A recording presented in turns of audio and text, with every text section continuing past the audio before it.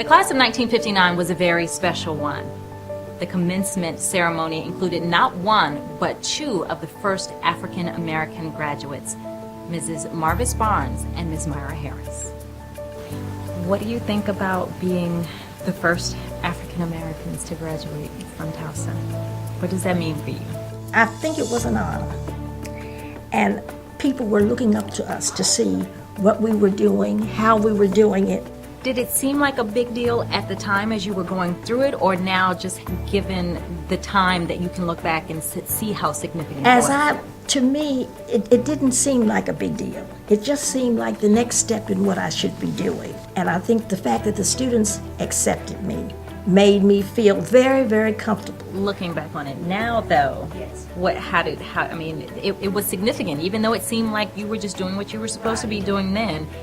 It's a big deal. Yes, it is. As I look back, yes, it was. What about you? Did it seem like a big thing for you at the time? Not at all. I keep stressing, 17, you don't think that way.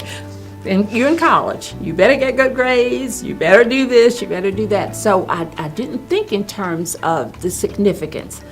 It's beginning to register with me now. I felt comfortable, so I felt equal, so I didn't have any problem. But here we are today with an endowment in your names, trying to bring in new generations. Talk a little bit about what you think the importance of, no matter what field they go in, just having the opportunity to continue in education where so many students aren't able to do it, whether it's for financial reasons or they just have not been pushed in that direction. Just the importance of being able to go further. I think it's very important that they be able to go further. And I think with the endowment, this will encourage them. What about, as an educator, I already know what you're going to say about the importance of education, so I'm going to let you say it.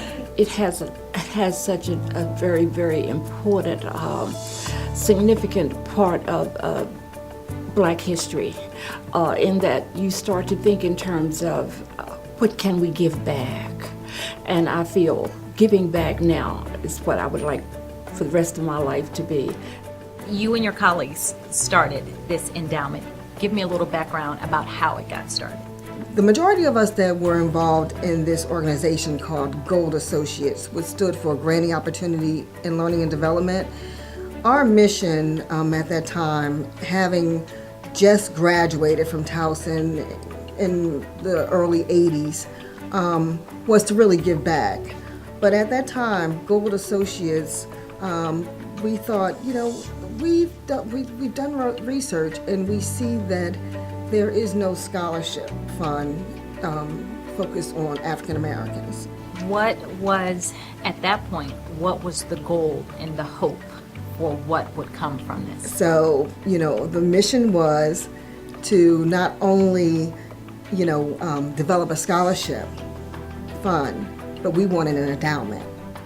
We wanted the official, full-fledged support so we could give back.